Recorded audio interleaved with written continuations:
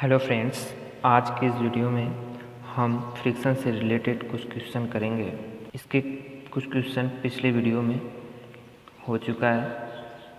अभी तक आप लोगों ने उस वीडियो को नहीं देखे हैं तो वो जाकर देख सकते हैं। देखिए, कहा है क्वेश्चन में कि किसी नत समतल पर 20 न्यूटन भार का एक पिंड 30 डिग्री के झुकाव कोण पर सीमांत संतुलित में है। किसमें है? सीमांत संतुलित में है। ठीक है।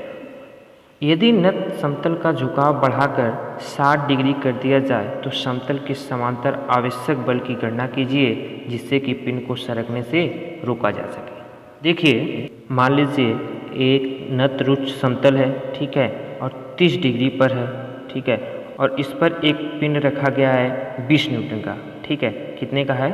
20 न्यूटन का एक पिंड भार रखा गया है, ठीक है। बोल रहा है कि ये जो झुकाव कोण 30 डिग्री झुकाव कोण पर इस सीमांत संतुलन में है। ये पिंड जो है सीमांत संतुलन में है, ठीक है। इसलिए घर्षण गुणांक हम लोग यहाँ से निकालना चाहें mu equal to tan phi होता है, फाई का वैल्यू 30 डिग्री रख दें तो tan 30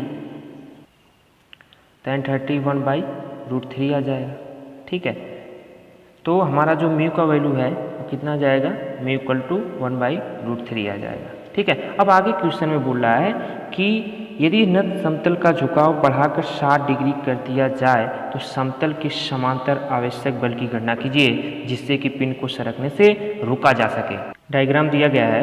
इस छज्जे से 60 डिग्री एंगल पर रुच्च सतह पर एक 20 न्यूटन का एक भार रखा गया है, ठीक है। तो ये पिंड जो है नीचे की ओर रुकेगी जिसकी वजह से इसके विपरीत दिशा में एक्शन कार्य करेगा जो कि F equal to mu R हो जाएगा, ठीक है। और W नीचे की ओर कार्य करता है तो 20 न्यूटन हमारा हो जाएगा, ठीक है। और जो इन दोनों सतहों के बीच एक प्रतिक्रिया बल कार्य करता है जो कि क्या है? यहाँ पे R है, ठीक है।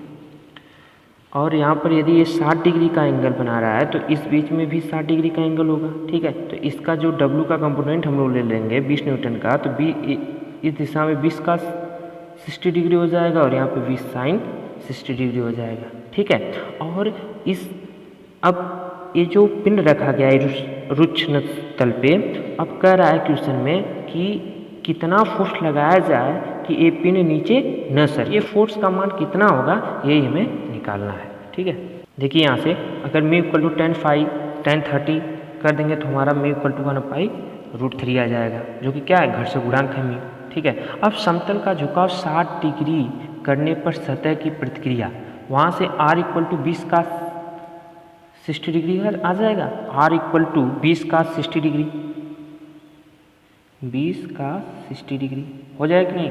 क्योंकि एक दूसरे की विपरीत दिशा में है, ठीक। तो R इक्वल टू 20 का 60 डिग्री, तो 20 इंटू का 60 का वैल्यू कितना होता है? 1/2 होता है। तो इसको सॉल्व करेंगे हमारा 10 न्यूटन आ जाएगा, ठीक है। देखिए, जब पिंड नीचे सरकने को है, अब जब पिंड नीचे सरकने को है तो घर्षण बल F ऊपर की ओर लगता है जो कि मैंने आप लोगों को बताया अभी।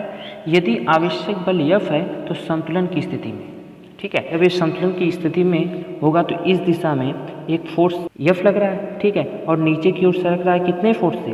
20 साइन 60 डिग्री से, ठीक है। और इस दिशा में हमारा एक फ्रिक्शन फोर्स लग रहा है F equal to mu R. तो इसको जब हम लोग संतुलन में लाएंगे तो क्या हो जाएगा?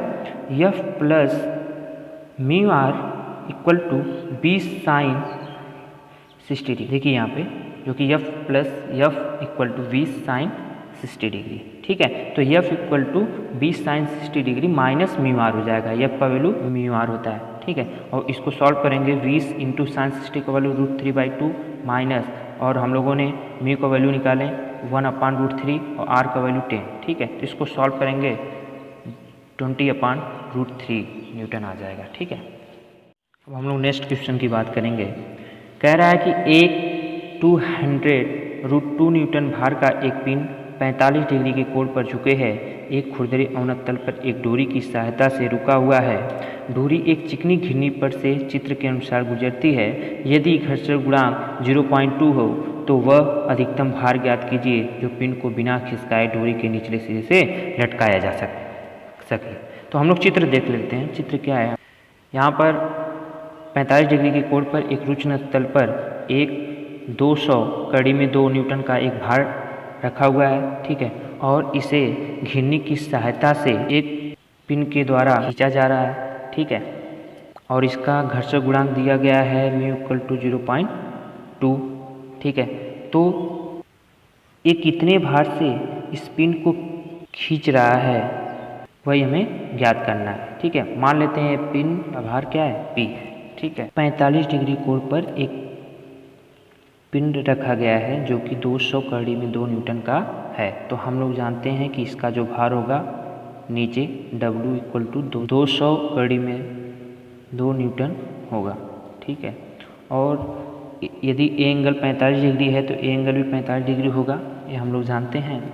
और इसका जब कंपोनेंट हम लोग लेंगे तो इस दिशा में W cos 45 डिग्री और इस दिशा में W sin 45 डिग्री हो जाएगा, ठीक है।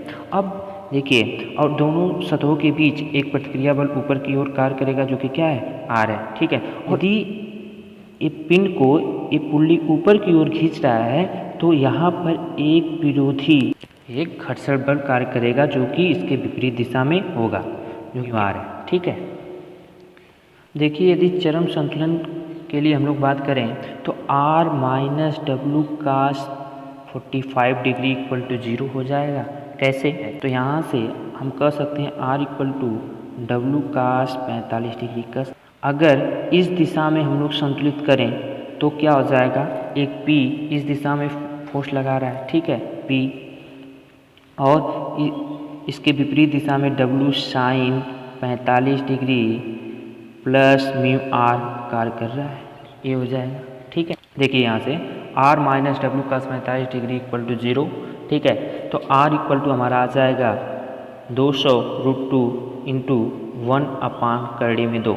cos 45 का वैल्यू 1/√2 होता है, ठीक है। इसको सॉल्व करेंगे तो हमारा 200 न्यूटन निकल कर आ जाएगा। R की वैल्यू जो प्रतिक्रिया बल है हमारा 200 न्यूटन आ जाएगा। अब यदि हम लोग बात करें कि P minus W sin 45 minus mu R हो जाएगा। कैसे? जब हम लोग निकाले थे P equal to W sin 45